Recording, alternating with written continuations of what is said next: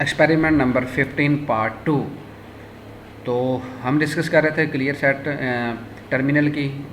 तो बेसिकली हमने उसका मैकेनिज़्म तो देख लिया, लेकिन यहाँ पे हम यूज़ क्यों करते हैं, पहले यूज़ करने से पहले हम ये देख लेते हैं कि भाई ये देखें कि ये जो मैकेनिज़्म है, पहले जो मेरा ख्याल है कि समझ आ गई होगी, ये जो काउंटर बना हुआ है, रिंग बना हुआ है और हमने क्लॉक दिया, इसलिए इस चीज़ को मैं कि यहाँ पे जो है वो क्लियर कर देता हूँ।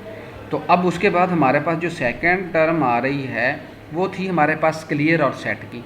ये देखें यहाँ पे ये क्लियर है, यहाँ पे भी ये क्लियर है, यहाँ पे भी ये क्लियर है, और इसको किसके साथ कनेक्ट किया हुआ है, सेट के साथ। ये देखें इसने ये राइट साइड पे क्लियर को ये जो है वो टर्मिनल निकाल लिया। बेटा कुछ ज़रूरी नहीं है, आप इधर राइट साइड पे निकाल सकते हो, यानी कि क्लॉक के साथ यहाँ पे क्लियर भी लिख सकते हो, कोई ज़रूरी नहीं है। ये आपकी कनेक्शन डायग्राम है कि आप किस साइड पे उसको लेके जाना चाह रहे हो।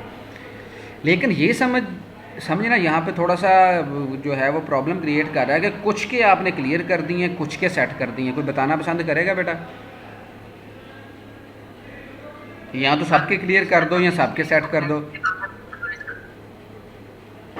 सर इसको हम इनिशियलाइज करने के लिए, क्योंकि हमें इनिशियल वैल्यू भी तो कोई चाहिए ना। डेफिनेटली बेटा, एक्चुअली हमारा प्रॉब्लम यहाँ पे क्या आएगा कि जब आपने सर्किट को इनिशियल कंडीशन से लेके जाना है, यानी कि ख़ास पैटर्न उसको फॉलो करवाना है, तो इनिशियल कंडीशन पे क्या होगा, तमाम फ्लिप फ्लॉप अगर जो हैं वो सेट ही हैं या रीसेट हैं, यानी कि 0 0 है, तो बेटा इंटरनल आपने कोई इनपुट तो उनको दी नहीं है जहाँ से वो स्टार्ट करके देखें। आपको कोई इनपुट टर्मिनल है? यहाँ पे कोई आपको इनपुट टर्मिनल नज़र नहीं आएगा। लास्ट स्टेज की जो आउटपुट है वही फर्स्ट स्टेज की इनपुट है। तो वही अगर आपका इनिशियल कंडीशन 0 0 वाली है, यानी कि 0 है, तो वो 0 0 पैटर्न पे ही रहेगा, वहाँ से वो आगे मूव ही नहीं कर पाएगा। ठीक है ना? अगर इनिशियल पे मैं सबको क्या कर दूँ बेटा, रीसेट कर दूँ, इसका मतलब है कि ये भी 0 हो जाएगा, ये भी 0 हो जाएगा, रीसेट ये भी 0 हो जाएगा और ये भी 0 हो जाएगा, और यहाँ पे ये वाला 0 अगेन इसकी इनपुट बन जाएगा। तो क्लॉक एज ट्रिगर पे क्या होगा, जैसे ही क्लॉक आएंगे तो वो इसी चीज़ को फॉलो करता जाएगा और आपका यही सेम पैटर्न जो है वो आगे शिफ्ट होता रहेगा या मूव होता जाएगा।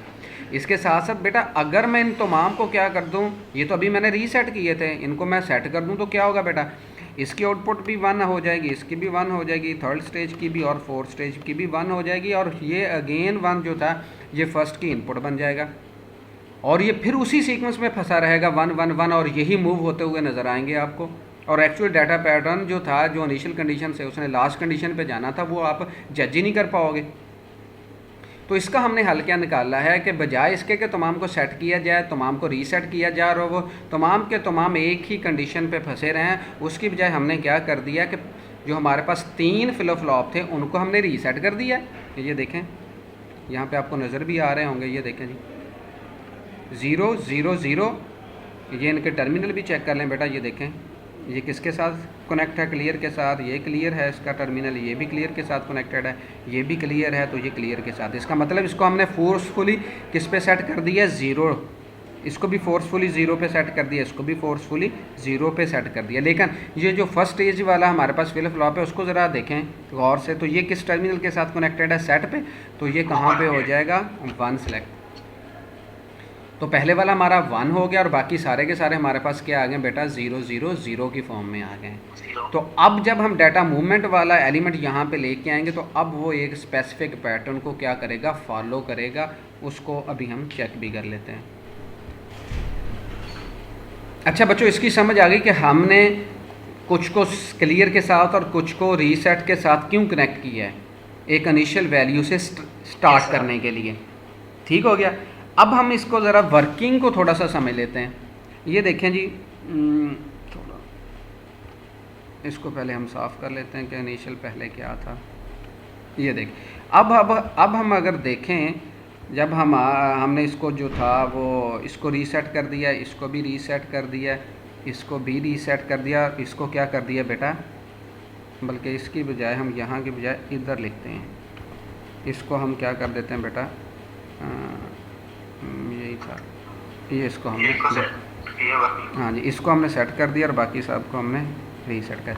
तो जब भी हम इसको फोर्सफुली ये सेट और रीसेट वाला जो टर्मिनल है वहाँ पे सिग्नल देंगे डिपेंडिंग ऑन इन्वर्ट लॉजिक या नॉन इन्वर्ट लॉजिक, तो उस पर वो क्या हो जाएगा, सेट या रीसेट हो जाएगा। वो इस चीज़ को नहीं देखेगा कि क्लॉक आया है कि नहीं आया, हमने इनपुट दी है कि नहीं दी, वो क्या करेगा, सेट और रीसेट में चले जाएंगे। अब ये तो हमने उसको इनिशियल कंडीशन दे दी है। अब जब हमारे पास नेक्स्ट जो है वो क्लॉक आएगी, लेट्स सपोज मैं कहता हूँ कि ये हमारे पास क्लॉक एज आ गया है, ये पॉजिटिव एज ट्रिगर है, तो जो ही ये पॉजिटिव या राइजिंग एज हमारे पास आएगा तो उस पर इसने क्या करना, अपनी कंडीशन को according to the input set करेगा। वो ऐसे ही है, वो अकॉर्डिंग टू द इनपुट कैसे सेट करेगा कि बेटा अगर आपने ये सिग्नल यहाँ पे क्या कर दिया है, इसको रिमूव कर दिया है, अगर आपने रिमूव नहीं किया तो वो फिर क्या करेगा, अगेन उसी कंडीशन में फंसा रहेगा। यहाँ आप क्या करो बेटा, उसके लिए क्या करो, जब आपने सेट कर दिया तो उसको अब इनिशियल कंडीशन से वापस लेके आ जाओ। ठीक हो गया। अब हम देखते हैं कि जब हमने ये ज़ीरो पुट किया है तो ये वाला ज़ीरो पुट किया था तो ये हमारे पास रीसेट की फॉर्म में यहाँ पे लेट्स सपोज ये जो ज़ीरो हमारे पास आउटपुट पे आया था ये किसके साथ कनेक्टेड है, फर्स्ट की इनपुट के साथ कनेक्टेड है, फर्स्ट फ्लिप फ्लॉप। अब जब पॉजिटिव एज ट्रिगर आएगा तो क्या करेगा बेटा, लेकिन उसके साथ साथ ये भी देखें ये वन किसके साथ कनेक्टेड है, इस वन के साथ, इसकी इनपुट के साथ सेकंड स्टेज की, ये ज़ीरो है जो इसकी ज़ीरो के जो है सेकंड स्टेज थर्ड स्टेज का जो FF2 है उसके साथ कनेक्टेड है।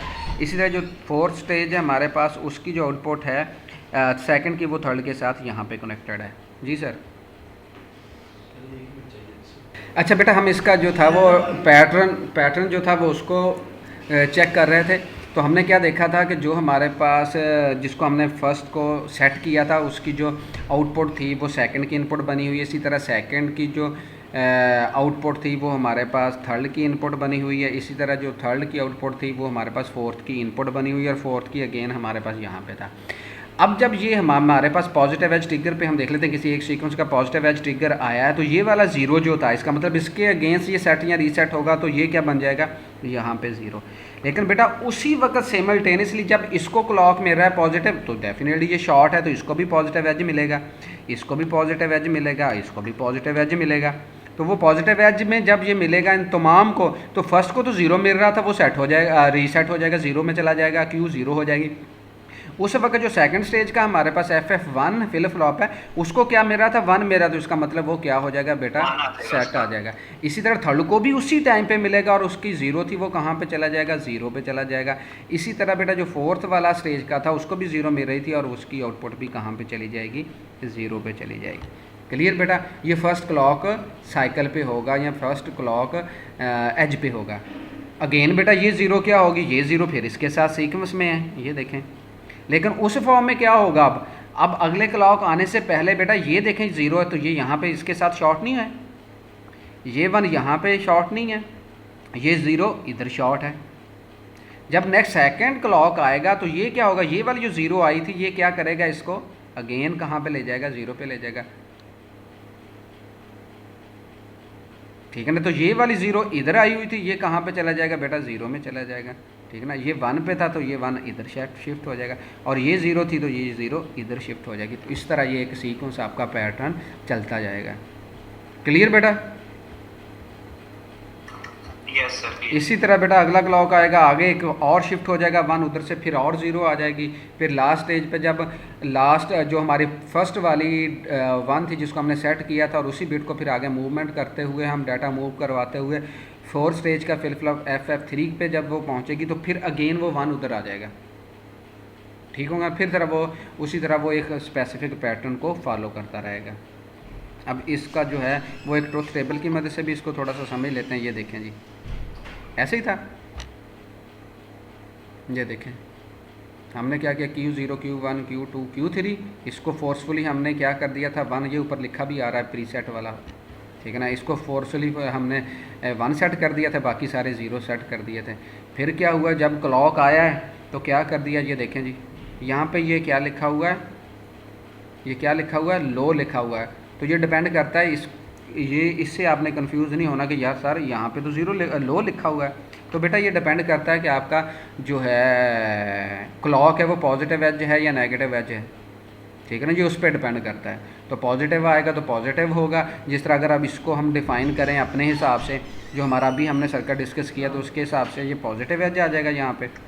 ठीक है, और अगर ये नेगेटिव एज के लिए होगा तो ये एरो किस साइड पे आ जाएगा, डाउनवर्ड साइड पे आ जाएगा। तो उसके लिए यहाँ पे आप क्या कर सकते हो, ये लो के बजाय एरो डाउनवर्ड यूज़ कर सकते हो।